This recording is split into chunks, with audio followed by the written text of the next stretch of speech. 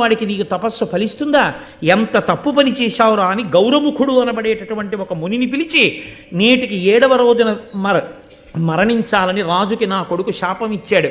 వెంటనే భద్రతా ఏర్పాట్లు చేసుకుని మంత్రతంత్రములు తెలిసి ఉన్నటువంటి నిపుణులైన బ్రాహ్మణుల్ని పక్కన పెట్టుకుని ఎంత మాత్రమూ పరాకు లేకుండా తనను తాను రక్షించుకోమని పరీక్షిత్ మహారాజుకి నా వాక్కుగా చెప్పండని ఆ గౌరముఖుడనబడేటటువంటి మునిని పరీక్షిత్ దగ్గరికి పంపిస్తే ఈయన వెళ్ళి పరీక్షిత్తుకి చెప్తే శమీక మహర్షి కొడుకుని అడిగాడు ఆ రోజున, నువ్వు వెనక్కి తీయలేవా నీ శాపాన్నని.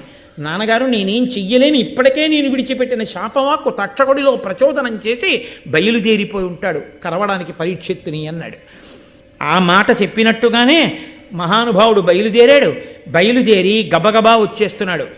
వచ్చి ఇంకా పరీక్షిత్తుని కాటు వెయ్యాలి. అది 7వ రోజు. ఇంకా ఆ ఒక్క రోజు దాటిపోయిందా ఇక పరీక్షిత్తు బతికేస్తాడు. కాబట్టి ఆయన ఒక పెద్ద ఒంటి స్తంభపు మేడ కట్టుకుని మంత్రతంత్రములు తెలుసున్న వాళ్ళందరినీ పక్కన పెట్టి స్తంభపు మేడలో కూర్చున్నాడు. కూర్చునుండగా 7వ రోజు వచ్చింది. బయలుదేరాడు. ఎవరు? తక్షకుడు. ఆయన్ని కరుస్తాను అని. ఈలోగా బ్రహ్మగారు ఏం చేశారంటే, ఈ లోకంలో పాములు ఎవరిని పడితే వాళ్ళని కరిచేస్తున్నాయి, కరిస్తే పాపం చనిపోతున్నారు. పాము కరిస్తే చనిపోకుండా బ్రతికి ఉండడానికి నేను కశ్యపుడనేటటువంటి ఋషికి పాము యొక్క విషాన్ని విరగ్గొట్టగలిగినటువంటి మంత్రాన్ని ఉపదేశం చేస్తానని సాక్షాత్తుగా చతుర్ముఖ బ్రహ్మగారే కశ్యప మహర్షికి ఉపదేశం చేశారు.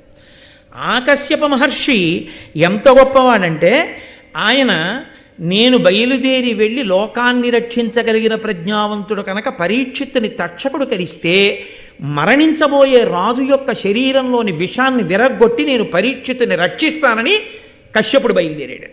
ఇద్దరూ బయలుదేరారు. వృద్ధ బ్రాహ్మణ వేషంలో తక్షకుడున్నాడు, కశ్యపుడు వెడుతున్నాడు. ఇద్దరూ కలుసుకున్నారు. దారిలో కలుసుకున్న తరువాత అడిగాడు, ఏమయ్యా నువ్వెవరు ఎక్కడికి వెడుతున్నావు అన్నాడు. అంటే కశ్యప ఋషి అన్నాడు, నేను రాజుని ఇవాళ 7వ రోజు తక్షకుడు కలుస్తాడు. కరిచినప్పుడు నేను ఆయన్ని మళ్ళీ విషం పోగొట్టి బ్రతికించడానికి వెడుతున్నానన్నాడు.